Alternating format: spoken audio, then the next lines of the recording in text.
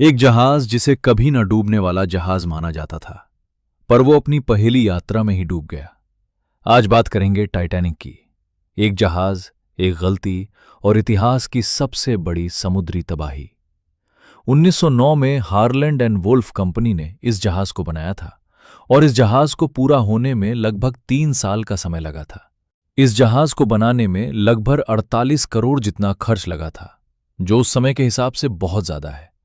इस जहाज की लंबाई तकरीबन 269 मीटर और ऊंचाई 11 मंजिल जितनी और वजन लगभग 52,000 टन था। जहाज में 16 water tight compartments, lift, swimming pool, gym, luxury dining halls थे। इस जहाज कंपार्टमेंट्स ऊपर से पूरी तरह बंद नहीं थे।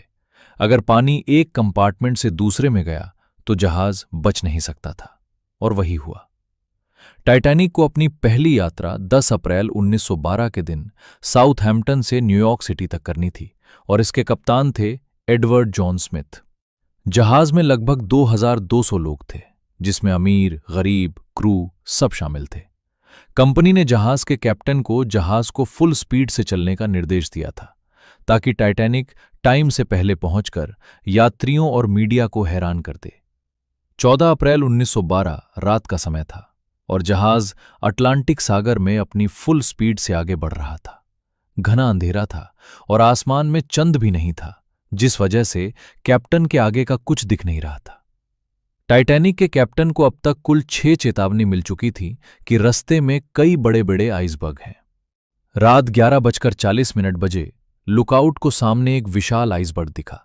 इसके बाद तुरंत स्टीयरिंग घुमाया गया, इंजन को पीछे की तरफ घुमाया गया, लेकिन बहुत देर हो चुकी थी। टाइटैनिक आइसबर्ग से टकरा जाता है और जहाज के साइड में छेद हो गया और पानी नीचे के कमरों में भरने लगा। टाइटैनिक अब बच नहीं सकता था। टाइटैनिक में लाइफ बोट्स थीं सिर्फ 1,200 लोगों के लिए, जबकि जहाज में थे 2,200 से ज्यादा लोग थे। कई बोट्स तो आधी खाली ही उतार दी गईं टक्कर के बाद। आगे का हिस्सा नीचे गया, पीछे का हिस्सा ऊपर उठा। रात 2:20 बजे टाइटैनिक 2 टुकड़ों में टूट गया और अटलांटिक ओशन में समा गया। ठंडा पानी, अंधेरा और सब तरफ अफरा तफरी।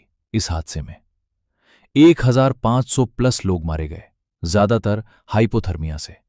मदद बहुत देर से पहुंच। 1985 में टाइटैनिक का मलबा समुद्र के 3,800 मीटर नीचे मिला।